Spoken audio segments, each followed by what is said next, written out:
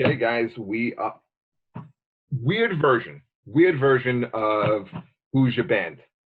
Sean, how you holding up during this? I like this version because I don't have to sit next to you. Oh, come on, you missed it next to me. Yeah, but here's the thing. When I sit next to you, I have to wear pants. If you're not wearing pants right now, I don't need that image in my head. Well, get it in there because it's happening right now. God. Well, I'm shirtless. No, you're actually not because we have video and we can watch you. Even being in a room by myself, I wouldn't be shirtless. Yeah, there's no need for that. It's too repulsive these days. It really is. I actually, because I've been home for like 2 months now, and I actually cleaned my bathrooms about 3 or 4 weeks ago, and I didn't wear a shirt. And it was one of those really horrible things where I realized my fat man tits were hanging over the edge of the tub while I'm scrubbing it. I was like, you know what? There was something said for the man's ear on Seinfeld. It really was. Well, I like to call it the bro. The bro? You're a bro guy? Bro, you call it the man's ear, I call it the bro. There we go. What we're going to talk about today? We are talking about the best debut albums of all time. And Correct. You wanted to do 5, and I'm looking at my list here, and I got about 15. You know what? It's so funny that you said that because I thought the guitar player that we did a couple of weeks ago was a difficult one. This one was impossible. I also have more than 5 as well. Give me your first one. All right. You know what? Interesting thing while doing this is no order. There's no order to this. No order. But what I did find was probably the most prolific year of debut albums was 1978. I mean, there are 3 major albums that come out. I'm going to tell you one that you picked right now from 1978. Go ahead. Van Halen 1. How can you not? Right. You see what the fucking album is? It's amazing. Now I'm scratching it off my list. Yeah. I mean, let's start with that one. I mean, look at side 1. Side 1 is opens. The first time you're hearing Van Halen, it opens with Running with the Devil. Then goes into Eruption, You Really Got Me, Ain't Talking About Love. That's side 1. And then you think, wow, what a great side 1. Look at fucking side 2. Jamie's Crying, Atomic Punk, Feel You Tonight, and probably one of my favorite songs by Van Halen, Little Dreamer. And no song over 3 minutes and 50 seconds. That's a beautiful thing, isn't it? It's great. And the thing is, when they recorded that album, I remember hearing the stories about it, and this is what bands used to do. They would go into the studio and play the album like it was their live show, and that's how they recorded that album. I love when songs are under 4 minutes long because, I like to get more songs in. There's only time you can ever have never too long of a song. There was a strip club that's still open. It's called Hot 22 in Union, New Jersey. And what they would do is if you had a bachelor party, you can buy a treatment for your friend who is the bachelor. And what they do is they give you 3 songs and you bring the bachelor on stage and they take his belt off and they whip him with it. And, they just do all horrific stuff to it. So for my friend's bachelor party, he goes, look, here's my 3 songs. Rhyme of the Ancient Mariner by Iron Maiden, 12 minutes long. In-A-Gadda-Da-Vida, 11 minutes long. You know what? Throw in Change of Seasons by Dream Theater, which is 26 minutes long as well. We got into the first song. They're all looking at us like, what are these people doing? And we're like, just wrap it up after the first song. Did you ever come with us when we used to do the open mics at Black Betty's in the basement? No. I know where it is, but I never did the open mics there. That was Bridgestone and John Kirscher and those guys. Yeah. One of these days we got to do a show down there. We used to have a lot of fun. All right, so now what was your band? Well, my first one, I mean, obviously, my first one is Appetite for Destruction. That's why I didn't put it on my list. Yeah, it's Appetite for Destruction. In my opinion, not just because they're my favorite band. I mean, I still think it's the most in-your-face debut album ever. Because you have 3 of the greatest rock songs of all time with Welcome to the Jungle, Sweet Child of Mine, and Paradise City all on there. But even like the throwaway songs, if you think about it, they're not even throwaways. I mean, they're still playing live. They're doing It's So Easy, Night Train, Out to Get Me, Mr. Brownstone, Rocket Queen. I'd like to pick you 4 songs to get to my favorite song on that album. What's your favorite song on that album? Rocket Queen. See, I had this debate with another friend of mine, how it's not even my favorite on side two. It's just, it was never my favorite song of theirs, and I always kind of skipped past it, and I never really appreciated the song until I saw them do it live. And then when I saw them do it live, it was I just think off that's the charts. I'm sorry. I think that's a testament to how strong the album is.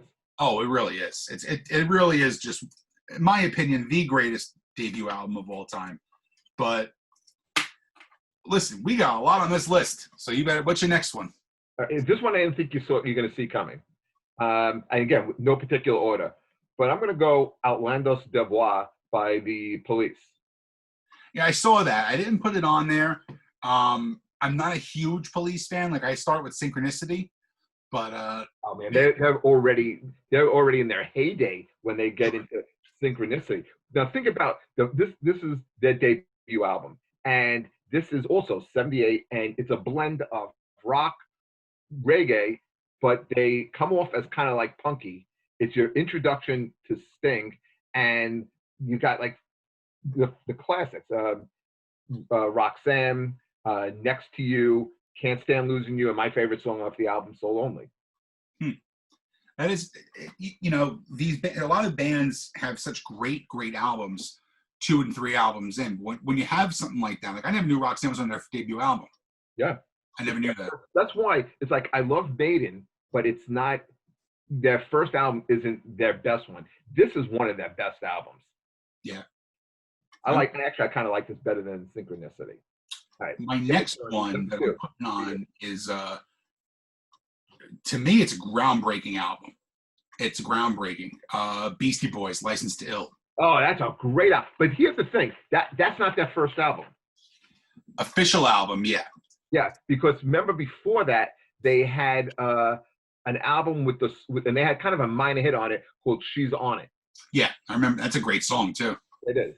But I love the way that it really incorporated rap, and it has a lot of rock into it, too. So if you just listen to Fight for Right to Party and No Sleep to Brooklyn, it's Kerry King from Slayer playing the guitar. That's right. That's right. You know, anytime you went into a bar into the 90s or 2000s, you heard Brass Monkey or you heard Girls. You know, they're just great. They're just great fun party. It's a great fun party anthem album. It's a great album. Absolutely. That's a monster album. Yeah. Your turn. All right. Number 3 for me, I'm still sticking with 78. And again, no order. The Cars debut album. God damn you. I had that on my list. Did you? Yes. I mean, this is why I like, look, that is like a greatest hits album. Good Times Roll, My Best Friend's Girlfriend, Just What I Needed, Don't Just Stop, which is a great song. You're All I've Got Tonight, Bye Bye Love, Moving in Stereo, all mixed up, an amazing song. And here's something, everyone remembers Rick Ocasek, but half those songs are sung by Benjamin Orr. That I did know. Right. He sang Drive, too. Well, he sang Drive. That was off of his, that was off of a later Cars album. But Just What I Needed, which is one of their biggest hits, that's Benjamin Orr singing, not Rick Ocasek. And did you ever hear the cover version of You're All I Got Tonight by Smashing Pumpkins? No. Great version. Smashing Pumpkins put out a thing called The Airplane Flies High, which was like when they recorded Melancholy and the Infinite Sadness, which was a double album with 36 records, they still had another 36 songs that didn't make the album. And they put it onto a box set of like all six singles. They actually released the singles, and then there was a bunch of covers after that, and that was one of them. It's a fantastic version of it. The Cars are great. Even their follow-up album, Candy-O, it almost seems like it's an extension of this album. And the 3 albums I listed all came out in 78. Think about how great that year was for music. Oh, it really was. I mean, I didn't know it was 2, but yeah, definitely a great year. Definitely a great year. I'm going to go a little different for my next one. And it's, to me, it's actually one of my favorite albums.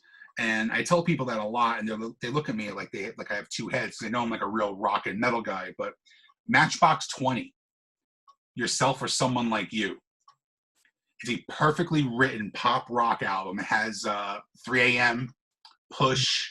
Is Bent on that? No, Bent is 2 albums later. But this first album, from song 1 to song 11, it's a perfectly written pop rock album Rob Thomas to me is one of my favorite one of my favorite songwriters to begin with. Wow. But 3 a.m. Was a monster hit. Push was their first single, and if you know the song, it says, "I want to push you around." I never forget listening to an interview with Rob Thomas, and this guy came up to me and was like, "Yeah, man, I push my girl around too, man. I show her who's boss." And he went into his pocket and gave him $30. And he goes, "I'm giving you your money back for your ticket, and do me a favor and never come to one of my shows ever again." Because it wasn't about physical violence. The guy didn't understand that, But definitely, if you haven't heard it, man, definitely check it out. I know it's not in your genre, kind of, but it is a solid album. I mean, I'm okay with Matchbox. I don't think I would never go see them on their own. If they open to somebody, I watch them. But I've seen them a couple times. I saw them at Counting Crows last year, and then this year with the Wallflowers. I love the Wallflowers. Yeah, that's something that should have been on my list. It's not. That's a great one. Yeah, I wouldn't go with. They have 3 good songs on that album. One Headlight still one of my favorite songs.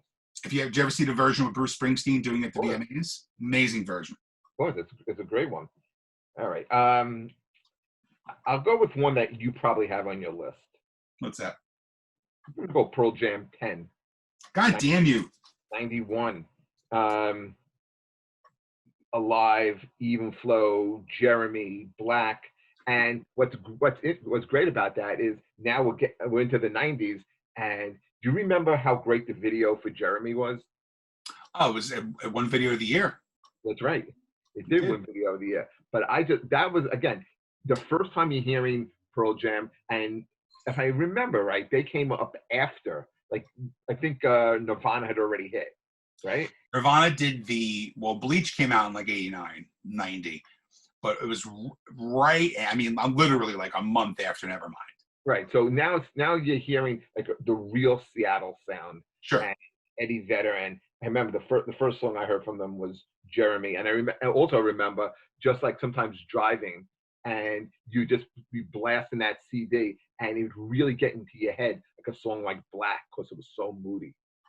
Did you ever hear Mother Love Bone? Yeah. Okay, so you know the story behind Mother Love Bone with Pearl Jam as well. Yeah, what was that song? Hunger Strike? No, that's Temple of the Dog. Mother Love Bone was with Andrew Wood, who was the singer who overdosed and wound up having Stone and Jeff from their Star Pearl Jam. Right. Listen to Apple, their album Apple. It's a masterpiece. If he didn't die.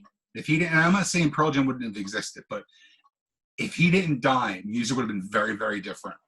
Because that band would have taken off. Absolutely taken off. Okay, so what are you going to go with your next one? You want to stay in the 90s? Sure. Go bounce in the 90s? I'm going to go with 9 Inch Nails, Pretty Hate Machine. Great album. I remember being in high school listening to this when Head Like a Hole came out. I ran out, I bought the CD. It was nothing I ever heard was like this. It's got Head Like a Hole, Terrible Lie, Down in It, Something I Can Never Have, which is a brooding song about not having a chick. But just a killer album. And like this guy still puts out music all the time. Just the other day, he released 2 albums for nothing because he said people just need music, and he put out. When that album came out, Pretty Hate Machine, that was like the start of the industrial sound, and like it was them, like I think Skinny Puppy, was another band like that. They were the big breakout. I mean, that music has been around for a long time. If you look at like New Order, I think New Order is more poppy than 9 Inch Nails. But one interesting thing about 9 Inch Nails was like the big trendsetter of music is always Bowie.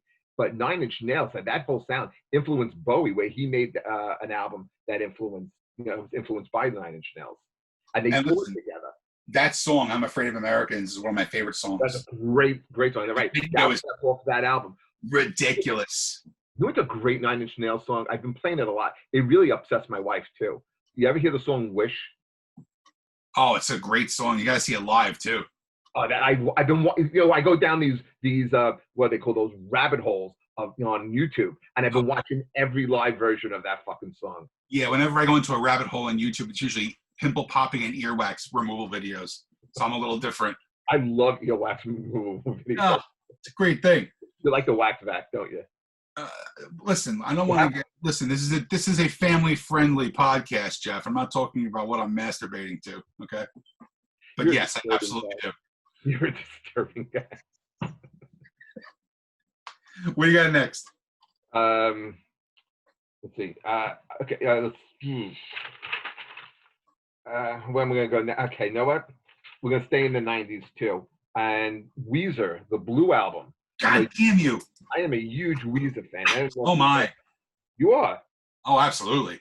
I saw Weezer tour on this album. It was them and Live together, and there was actually a pretty decent third band. I forgot where, and it was in this little club. And when you think about that, I mean, that has "The World Has Turned," Buddy Holly, which is a great song, "Undone," "Say It Ain't So," "In My Garage," which I love that song, and "Only in Dreams," which is another great song. And guess who produced that one? I don't know. Rick Ocasek from The Cause. Didn't know that. Yeah. Did not know that. I gotta tell you, the video for Buddy Holly is one of the greatest videos ever. Absolutely. It's right up there with that Aha video. Oh yeah, no question. I'm gonna stay in the '90s. I'm gonna blow your mind with this one because I know you forgot about this one. Rage Against the Machine. I have it on my subsequent list, my little list. Yes. Yeah, it's great. That's a great one. I mean, come on, Killing in the Name of, Bomb Track. Oh, I almost fell. You almost had an accident. That would have been hysterical. That would have gone viral. God damn it, Sean, you should have. Fat guys don't fall easy. Remember, when fat guys fall, you see your whole life flashing in your eyes. Like just now, I saw Sister Maria from 7th grade. You have no idea what I just saw. I'm going to give you a shout out. One of the best falls I've ever seen on stage. Do you know Coleman Green? Oh my God, the outdoor video. Yes. Yes. Wow. Oh, I've seen that. I had a bad fall on stage too once. Really, really bad. But actually twice. Twice I had two bad falls. What's that? Did the feet go up in the air? The first one, we'll get sidetracked. That's what we do anyway. The first one, I was working with Vic DiPotetto at Sarcasm in Cherry Hill, and they didn't have a stage. What they had was these little tiny, like, tables that had the legs that you pop out, and they zip tied them all. Well, there was one that didn't zip tie. So then I'm doing this bit. I'm literally doing this bit about how I lost 100 pounds. And people start clapping, and I take one step, and I fucking hear the table going through. And I literally, the table collapsed, and I went into the crowd.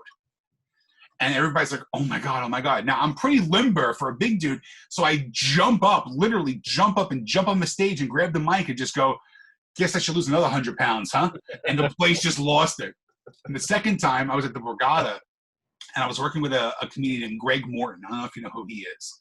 Very funny guy. He's an impressionist, but he does like all kinds of things. So like the first night he goes, look, I do this gimmick at the end where I do a James Brown impersonation. Here's what I want you to do. I come out, I'm going to drop the cape and run off, right? You grab the cape, put it back on me. And we do this 3 times. So Sunday night, we do it, no problem. I'm wearing my Converse. Second night, I have all family coming down. So I say, let me get a little more dressed up. I wear these boots that were like $400 boots that I got for free, but it had nothing underneath. There was like glass underneath. It was so whatever. So you got to buffer them. You got to. No, they're dressed. They're like dressy boots, you know. So I go out, bring them back. Go out, bring them back. Third time, the last time I drag him off stage. And as I'm pulling him, he's a big dude. He's about 6'2", maybe 220, 230. I'm going backwards, and I'm like, I'm going down. I felt my feet going, and I went down. And from what I heard from my family, on the side of the Borgata is the curtain. All you saw was my fat little legs up in the air. And the next morning, Greg goes, God, that was amazing, man. I was like, what? He goes, can we do that again tomorrow? I'm like, what are you talking about? He goes, when you threw me down, you fell. I go, dude, fat guys never fall on purpose, ever. But all you saw was my fat little feet in the air. But yes, Rage Against the Machine, phenomenal album. Wow, we get sidetracked really easy. Well, I'm going to switch it up here. Go for it. I don't think you're going to see this one coming from me. Okay. But I'm going to go 1983. She's So Unusual, Cyndi Lauper. Son of a bitch. Really? You had that? Yep. Wow. Absolutely. I love that album. I can't believe it. I mean, the thing about Cyndi Lauper, I remember because it was around this time that I was working in the record business, working for CBS, and I remember Cyndi Lauper because she was part of a group called Blue Angel. Hmm. And when Blue Angel, they had like a little bit of a buzz, a little bit, and they were going to be signed, and something happened with them where they broke up, and then Cindy winds up going back and doing like clubs, like kind of like the way we kind of would do like shitty little clubs, like the Village Lantern type of stuff. She'd be Right. doing that stuff, and then she winds up getting signed on her own, and with the help of some of the guys there was a band from Philly called the Hooters, Yeah, they and were the back. They were the backup band for her on the album. they were her songwriters, Yeah. and they wrote songs like "Money Changes Everything," the hit "Girls Just Want to Have Fun," "Time After Time," "She Bop." My favorite song off of it, "All Through the Night," and she winds up winning the Best New Artist that All year. Through the Night is a very underrated song from her. Love that song. It is a great, great song. Good choice, Jeff. You're hanging around me too much. Let me tell you, I'm rubbing off on you. How do you forget the Ramones' first album? How do you not put that on? A little list here. But how do you not put that on there? Because I like the Ramones. I have I have a great piece of Ramones memorabilia in my house, but they're good. They're not. I always think they were a little overrated. It's simple. It's simple rock. The Ramones. I always say the Ramones, Green Day. Yeah, the Ramones, Green Day, AC/DC. Not reinventing the wheel, but write some catchy, catchy songs. What's off that first album? Oh my God. Blitzkrieg Bop, I Want to Be Sedated. I mean, most of their hits. Most of their hits are on that first album. And talk about like fast songs. I don't think they have a song over 3 minutes. No, they don't at all. Absolutely not. You know what I like? They had an album that was produced by Phil Spector that I like. Phil Spector is very underrated. Great hair too. He does have great hair. I'm growing my hair like his. I can tell. Yeah, by the time this whole thing is over, I'm gonna have Phil Spector hair. What do you got next? I think if you're going to talk debut albums, you can't leave this one off. I don't think you like this band, but Boston. Boston 76, Tom Schultz, Brad Delp. Every single song received airplay on that album. Every song. Well, what's the one song? Foreplay, right? Well, that's their longest one, but the big hit off of that was Yeah. No, I don't hate the band at all. There's a little bit of that era of like the mid to late 70s classic rock that I'll probably buy a greatest hits album from, but I won't buy the actual. That's what you need. Yeah, I know. That's what I was getting at. But that album truly is everything they ever did. You know what I mean? Like they had some other albums after that, but nothing beats that one. Nothing. I mean, they came out. The second one was "Don't Look Back." "Don't Look Back" was a good song. Then they came out with, and that took forever to come back out with. And then they came out with another one called "Third Stage," which had a couple of hits on it. "Turn the Engines" and "Amanda," which was probably their biggest hit off of that. But nothing ever came close to Boston. Like the Cars, they had albums that followed up that were actually bigger sellers. Oh, sure. Pearl Jam also. But Boston, that was it. 76 was probably there. When they made their debut in New York City, the first place they ever played was Madison Square Garden. Wow. I didn't know that. That's how big they were. They played Giant Stadium. Wow. I didn't know that. Yeah, if you watch the video for "Don't Look Back" off that second album, that's where it's recorded. That had to be a combo bill, though, right? I would imagine. That's a little bit. I was still a little kid when that came out. I remember. I always loved that song. That for bass players, that's a great bass line in "Don't Look Back." But Boston, I just saw them a couple of years ago for the first time, and Brad Delp committed suicide, and the guy that got replacing him, great singer, no stage persona, but sings fantastic. And my favorite song off that album has always been "Rock and Roll Band," and they open with it. It's great. Can we just say, first of all, how suicide is the worst thing on the planet, number one.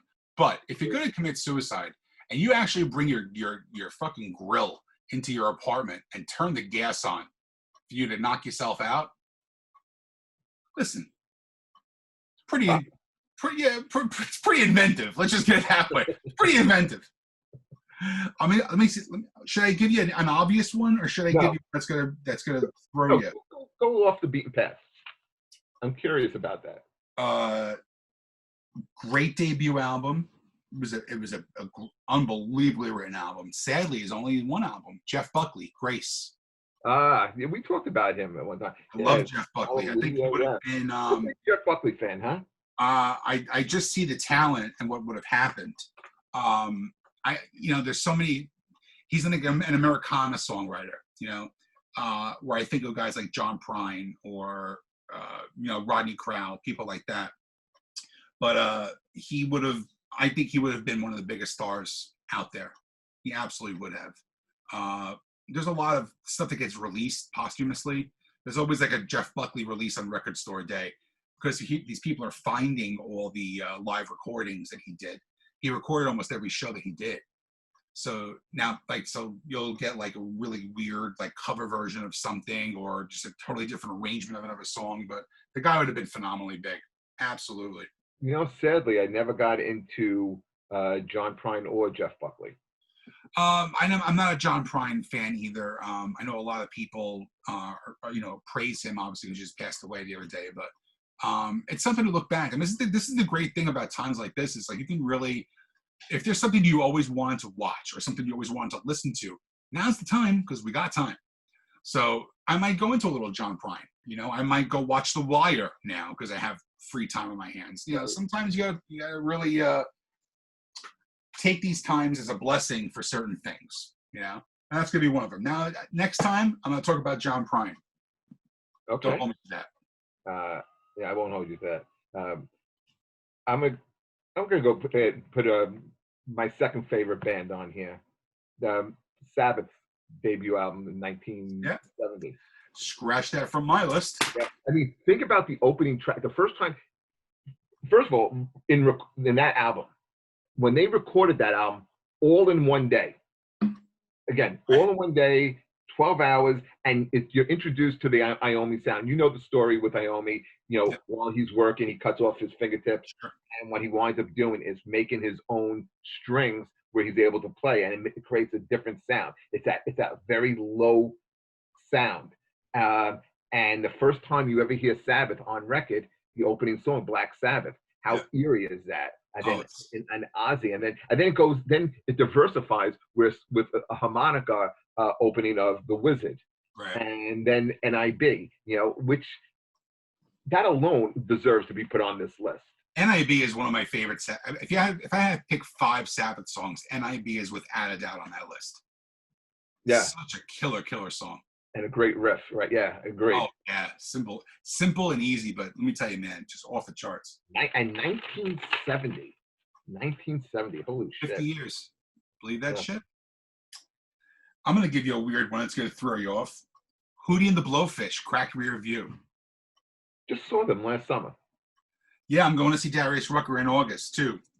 And they open with my favorite song off of that album, Hannah Jane. They always open with Hannah Jane.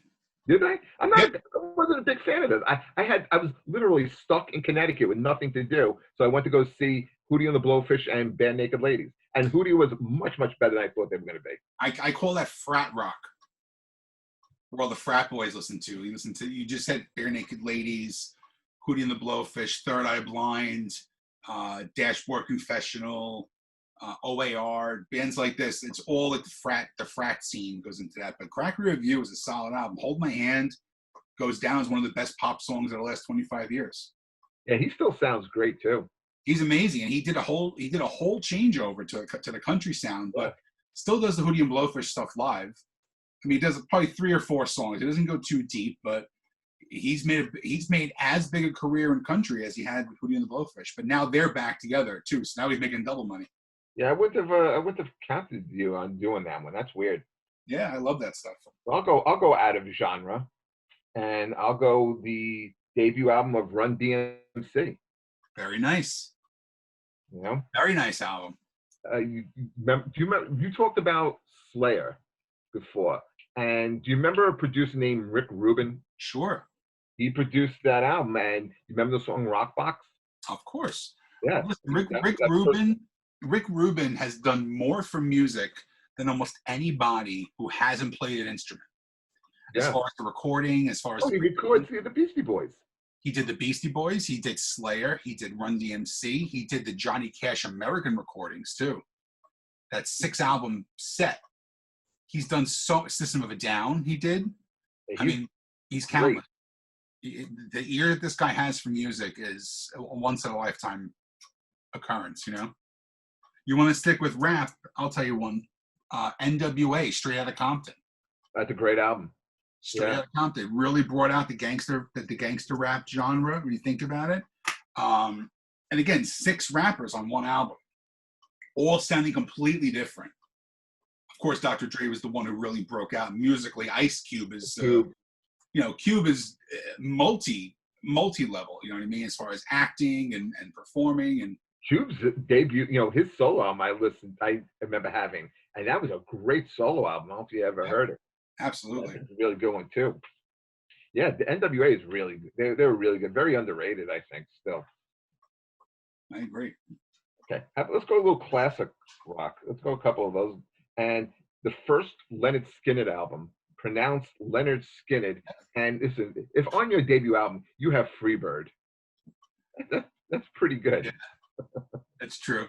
You also do you have the friend who would always yell at the cover band, "Play some Skinner"? Oh, always. It was either that guy, or I remember we would go like to a wedding or someone's bar mitzvah, and they would have a band, and so like, hey, can you play any Floyd? Yeah, I know, right?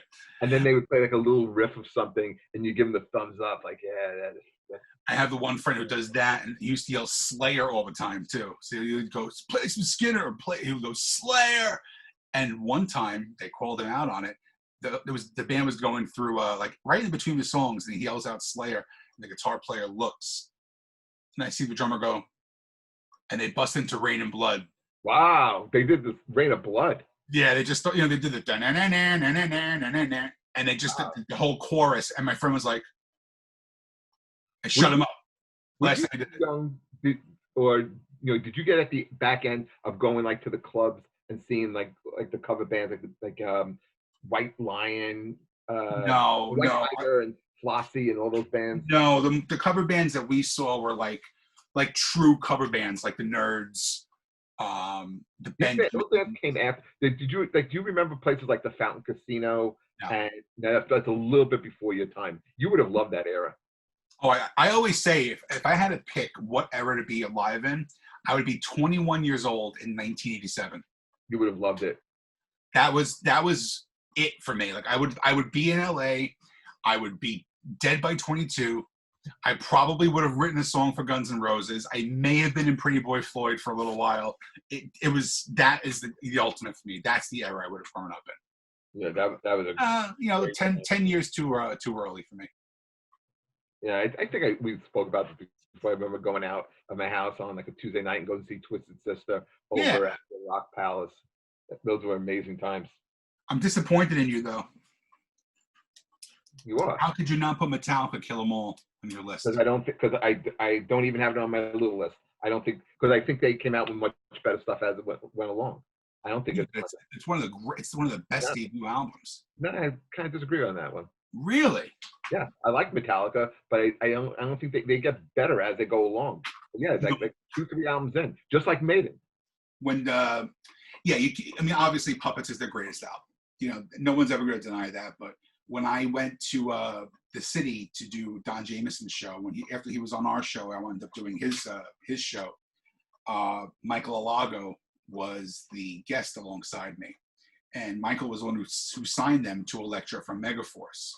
And I mean, the stories he was actually saying was just, it's all in his book now, which is why he's pushing the book. But I have a good friend of mine too who's just posting pictures the other day, which blew me away. She's a little bit older than me. She's probably about your age, but we've been friends forever. And she's been in the metal scene since she's 15 years old. She posted a picture the other day of her, James, Cliff, and Kirk just hanging out after a show. Which is that a club and so? She was friends with. She used to date Billy Milano. Remember Billy Milano from MOD and SOD? No. Okay, they were from the so SOD was Stormtroopers to Death. So basically, it was Billy Milano and the rest of Anthrax playing behind them. But it's like kind of like this really hardcore punk. But she was dating him for a while, so she was always in the scene. But those pictures with just hanging out with James with 2 beers in their hands it blew me away. It should be a good guest to get on this. I would get her on. I mean, I remember helping her move one time when she was living in town here, and she moved away, and she had her bag of concert T-shirts. But some of them were so old. Like, it was Anthrax's first T-shirt, which was basically with a Sharpie. Wow. Like, she had, I mean, the stories are just unbelievable. But I still put Metallica on there because you can't have a great career without the first album. I agree, but I think that as albums went on, like I don't go back and listen to that. I like Massive Puppets. Ride the Lightning, I still think is better. To me, I don't know. It's them very raw, but you know what they're going to grow into. Absolutely. You know. Speak about a great debut album. Are you a fan of Oasis? Right here, definitely maybe. That's right, definitely maybe. Great debut album, and you know that's a band that, man, I wish they would have stayed together a little bit longer. Oh yeah, man. I used to work at the arena, the Continental Arena, and they would give you employee tickets for like on the cheap. I saw Oasis for $2 at the Continental Arena. Never saw them. And I was like 13th row, but they were so good. I mean, you want to talk about a band who sounds just like the album. That's them live. The closest I ever came, I was working something over at Randall's Island, and Noel Gallagher and he did a whole bunch of Oasis. The Flying Birds side band or something like that. Just Noel Gallagher. Oh, just him? Yeah. Let's see. I think an obvious one, the Jimi Hendrix Experience. Are you experienced? Yeah, that's a good one. That's a real good one. You have Purple Haze. You have. Watch that one on that. But yes. I'm not 100%. Well, if we ever do a cover version show, that's probably on top of my list. Cover versions of Jimmy songs sometimes are better than the original Jimmy song. You know, with Stevie Ray doing Stevie Ray Voodoo Child. We talked about that live 2 weeks ago. I mean, again, people say, is he the greatest guitar player of all time? No, he's not. Was he the first great guitar player of all time? No, he's not. But he was very different from everybody. You don't think he's you don't think he's like maybe the first great? The first great? No, I don't think so. Who would you put before him? I mean, are you talking like technique, or are you talking just like? I'm talking about package. I mean, you talk about a guy you go to the concert. I'll put Chuck Berry ahead of him. The rock star, Chuck Berry, fucking rock star. Who came before him? Chuck Berry. Yeah, I guess Chuck Berry is the innovator, but I think Jimi Hendrix takes it like to next level. It's next level, right? Yeah, no, I agree with that. But like, listen, I mean, was he the beginning of rock and roll? Fuck, absolutely not. You know what I mean? But yeah, I'll go and say he's probably the first monster guitar player. Do you remember what broke out Jimi Hendrix was his performance at Woodstock? Yeah, the Star Spangled Banner. Right, and you remember how he ends the show? He ends the show smashing the guitar and lighting it on fire. Yeah. You know why he did that? Was it an homage to Chuck Berry with the piano being lit on fire? No, he did not close that show. The band the band that closed the show was The Who, and Jimi Hendrix was promised that he would close, and The Who kind of got a little whiny about it, and they weren't going to go on unless they can close. Really? So Jimmy was like, "Fuck it, we'll go on," and he ended the set like that, kind of like, "Now follow this. Now, okay, this is what I do. Now see if you can follow it." And if you remember, at the end of the Who's set, that's when Pete Townsend, the first time really started to break the guitars and throw out the drum kit, was to try to top Hendrix. Do you know who Hendrix's first tour was in the United States with? Monkeys. The Monkeys. Yeah. That's what a weird lineup, huh? Could you pick 2 more different friggin' artists to put on one show? That's like saying, hey, you know what? Here's Garth Brooks opening up for fucking System of a Down. It's That'd be a complete. great show. It'd be a great show for me, but it's just one of the weirdest lineups I ever saw. That's a weird one. I think you're up. I only have like 2 left because we have a lot of duplicates on mine. All right. Let's see. How about you like this band, The Pretenders? Love the Pretenders. Yeah, First album's a killer. Yeah, Kid was on that. Brass Pocket. I don't know. They were like on the bottom of my top 15, 20 list here. So I didn't really kind of like. I was looking at that album. I was like, man, I forgot how strong that really was. But yeah, they had a lot of great songs off of that. And again, the introduction to the Pretenders, who was like a great band. Yeah, they kind of fall short of being a Rock and Roll Hall of Fame band. They're in the Hall of Fame. They're in the Hall of Fame? Yeah. They've been in the Hall of Fame. Yeah. Yeah. I'm almost positive. Good taste. We're gonna pull out our Google machine here, Jeffrey. Yeah, Three should get in, but the Pretenders are in. Let's see. Hall of Fame. Pretenders Hall of Fame. Get in. 2005. Wow, so they've been in for 15 years. 15 years they've been in the Hall of Fame. I love the Pretenders, man. I love the Pretenders. Chrissy Hynde was great. She even had a little bit of a solo career too, which is, wasn't super great. She had that song "I'll Stand by You." Yeah, she had a little bit, but what's that song? Oh man, talk. Let me look up this song by them. They have a great song. Fuck, I don't know why I can't remember the song. I gotta find it. You have Google on a flip phone?